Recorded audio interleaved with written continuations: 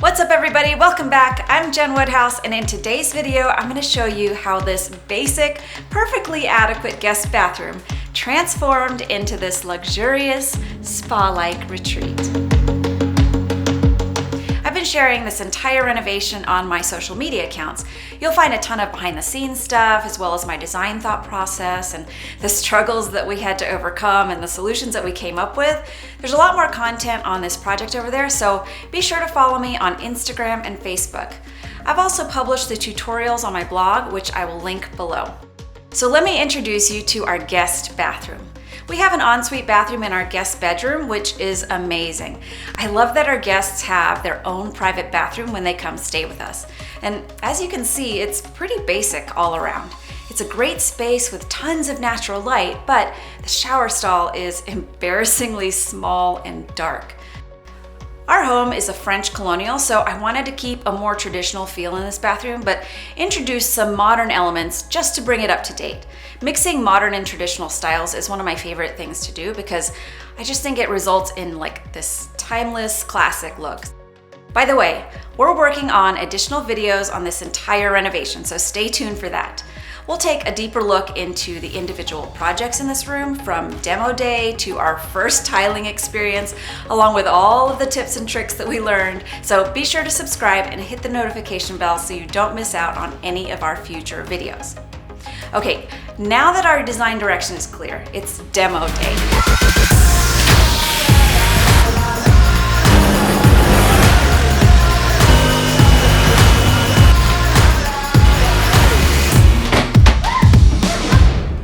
We removed the toilet, the pedestal sink, busted up the floor tile, and removed the shower stall.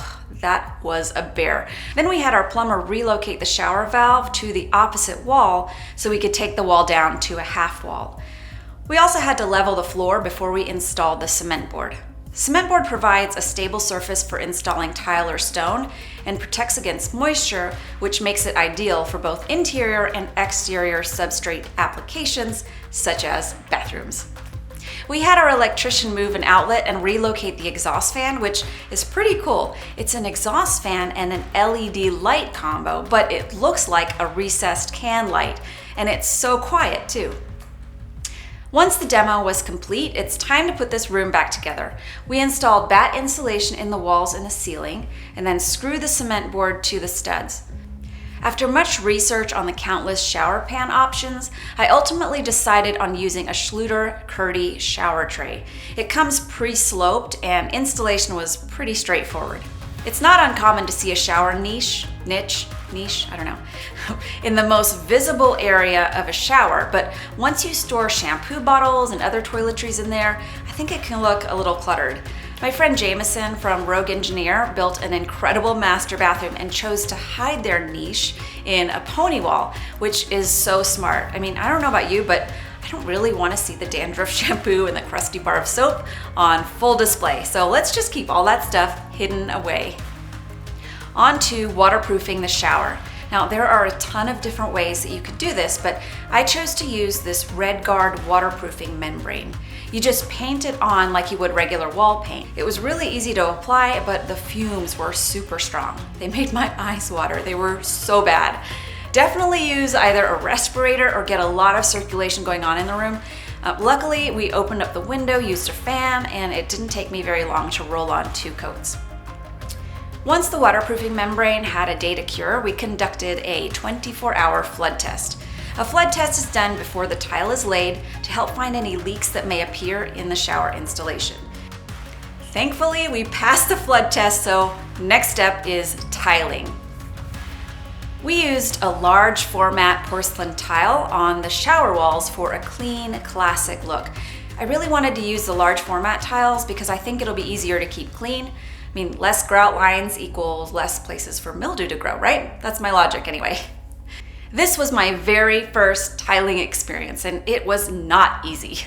Apparently, installing large format tiles on a vertical surface is pretty difficult, so yeah, choosing this as my first tiling job was not the smartest decision. Lucky for me, grout hides a multitude of sins. And kudos to this guy, he's never cut tile before in his life, and he was a champ. We have the rigid 7-inch tile saw, and we're really happy with the accuracy and the ease of use. For the shower floor, I chose this beautiful basket weave marble mosaic tile. I chose this tile because of the traditional pattern, and it has a lot more grout lines, which gives the shower floor more traction so it's not slippery underfoot. The mosaic tile was 1,000 times easier to install. Oh my gosh, if the large format tiles scarred me for life, this mosaic tile gave me more confidence in my tiling abilities and restored my faith in my DIY skills. Marble is a lot softer than porcelain too, so it was much easier to cut and lay. Let's talk about this gorgeous marble mosaic floor tile. It was a total splurge, but in such a small space, I felt that I could afford to indulge a little. And I searched high and low for an alternative, but I kept coming back to this one. So in the end, I just pulled the trigger and added to cart. It's so beautiful though, with just enough pattern to keep things interesting without overwhelming the space. The tile was the jumping off point for the rest of the design. With all of this white and gray, I didn't want the room to feel too sterile and cold, so I needed to add some warmth to the space. I also knew I wanted to add some storage to this bathroom because that old pedestal sink just wasn't cutting it. I wanted a vanity with pretty legs, as if it were a piece of furniture. And since it's a guest bathroom, we didn't need a ton of storage, but I'm sure some storage would be appreciated by our guests. I love this vanity for the shape, functionality, and warm taupe color, and this amazing marble top.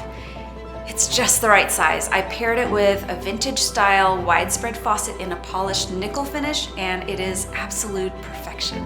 I mean, how adorable are these hot and cold handles? This antique style mirror also adds some warmth and interest with the subtle gold tones, and I just love this beaded detail. And this paint color, oh, I love it so much. We work with the best painters, by the way. I will leave a link to their Instagram handle down below if you are interested and are in the Central Kentucky area. Special shout out to Roll With It Painting. They are the best in the business. The paint color is called Swiss Coffee, and it's a warmer toned white, which helps balance all of the cool tones going on with the stone. We hung a polished nickel vanity light overhead. I love using polished nickel because it plays so well with both cool and warm tones. I chose the polished nickel for the bath hardware as well. Then I added some final touches with vintage art and plants, fluffy towels, stocked the vanity with toiletries, and our guest bathroom is ready to accommodate. Visit jenwoodhouse.com for more details and DIY project ideas. If you have any questions on this project, drop them in the comment section below. Thanks so much for watching, and I will see you in the next video.